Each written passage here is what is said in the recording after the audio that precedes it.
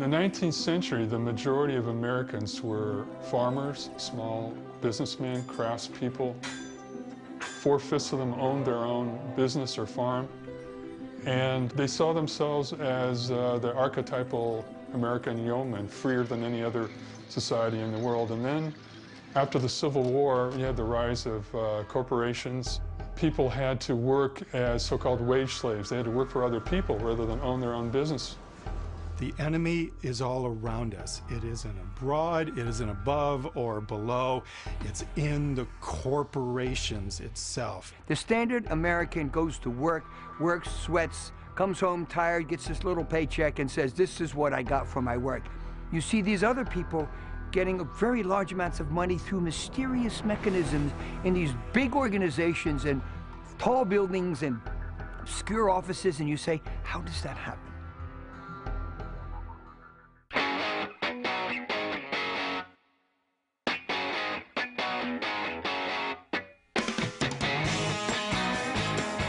In the 60s, you had a real challenge by the counterculture to all the major institutions in America. But in the 70s,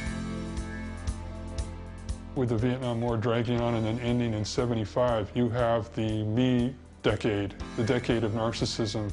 And that feeds into the 80s, which is is the greed decade. Greed is good. So this is the era in which Lex Luthor becomes a corporate raider type and the owner of Lexcorp, a businessman rather than a mad scientist.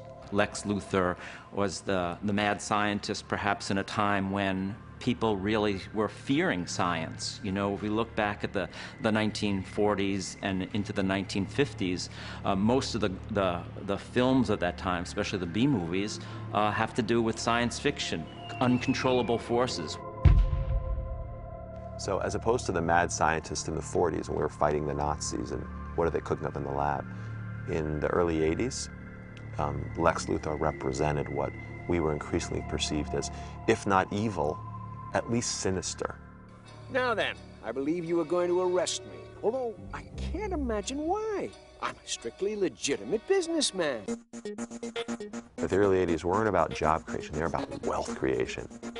And that was a very interesting departure from the traditional notion of business as almost playing a paternalistic role, giving people lifetime employment, giving people healthy pensions, giving people the freedom to lead the lives that they want. All that changed in the 80s.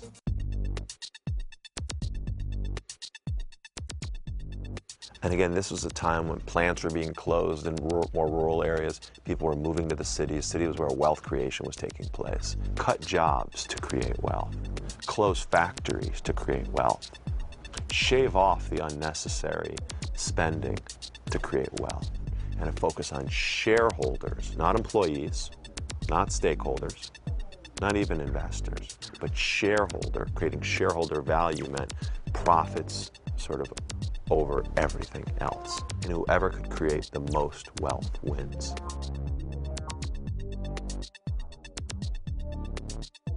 I think capitalism is a game for many people. But I think what happened in the 80s was that for many people, suddenly the game got so much bigger.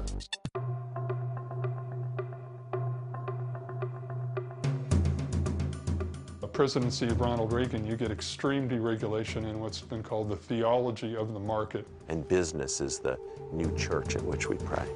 President Reagan said, it's time to unleash the power of the marketplace. And so suddenly you had a wave of mergers and acquisitions, and you had a much more libertarian view again about the role of business. Government is bad. Government is no good. Government stops all innovation.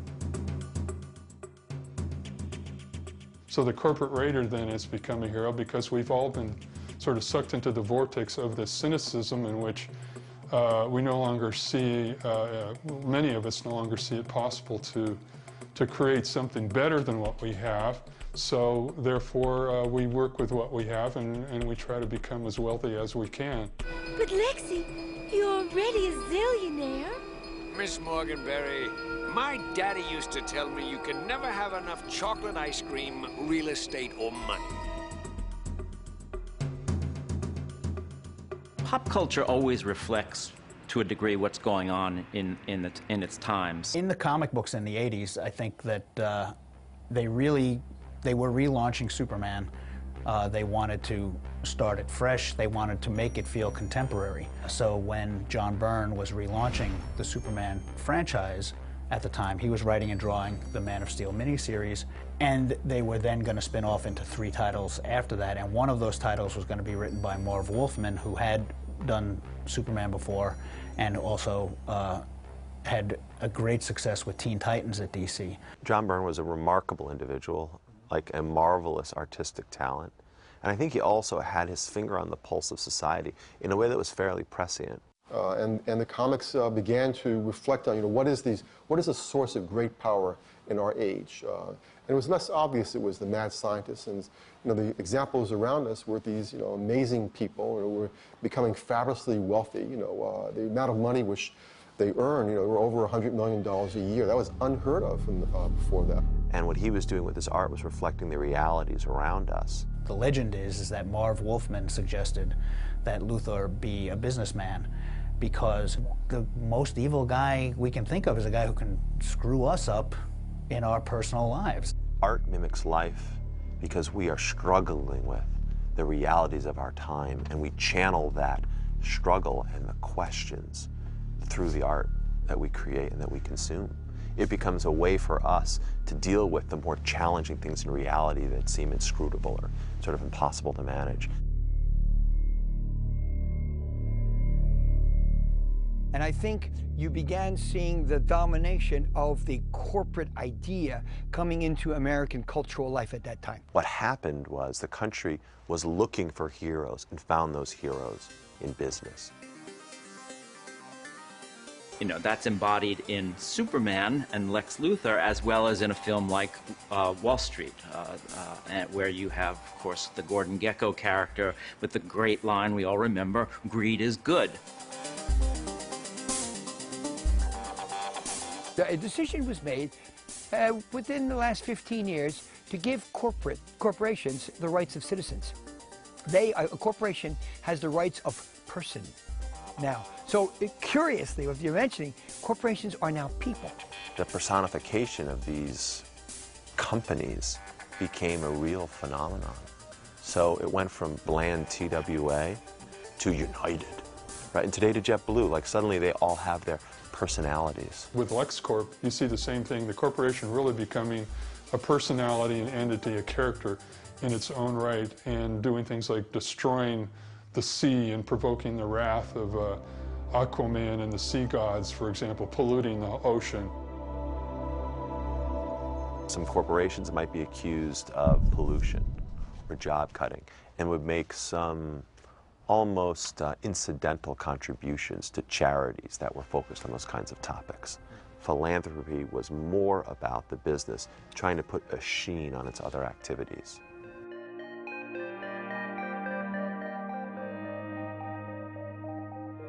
I think the media played a very powerful role in the shaping of thinking. If you look at if you were to do a study of content of the news over the last 40 years, for example, you began seeing in the 60s and the 70s a real shift that news became business news, that the corporation was a legitimate issue to talk about. How did you manage to buy the Great Wall? Why, that's like buying the Grand Canyon. Miss Morganberry, in this life, everything's for sale.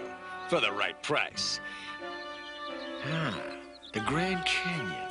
Lexcorp really was the company version of Lex Luthor. I mean, it really was. Luthor was in charge. Every single thing that happened there he knew about. He may have had a couple of real close inside cronies who may have had an inkling of what his real machinations were and what they were about. But he mostly kept everybody in the dark. So the Man of Steel comics, in making Lex Luthor a white-collar captain of industry, it was a very clever and, again, I think, subversive way to represent the times. Art can lead life, not just mimic ex post, but actually people can come up with new ideas, new ways of seeing things in comic books as well. Suggests alternative ideas that are not in discussion. If you're going to be the person who is set on conquering the world by any means is going to be financial power. Gecko and Lex Luthor show us the repercussions in terms of the human soul of what happens if you take an unethical position. It gives us a chance to think, what would it be like if I pursued that business deal and didn't care about the consequences? Most of us have a conscience, and we can't be like that. So it's a little secret, fun desire to live life through their actions for 2 hours, or in a comic book. If he had been raised by the Kents, Ma and Pa Kent, maybe he would have turned out different and still been able to use his superhuman abilities to build companies and help the world. In the 80s, Lex Luthor becomes an attractive villain because people are very cynical about their institutions. It wasn't unique to the 80s. In recent times, we've seen the Enron scandals. We've seen the Halliburton debacle. Heck, more recently, we've even seen the disintegration of Wall Street and the credit crisis. So I don't think we can say this was a unique phenomenon of the early 80s. But there's no question that something happened at that time when there was a bit of a groupthink and a mass hysteria around this idea that greed is good.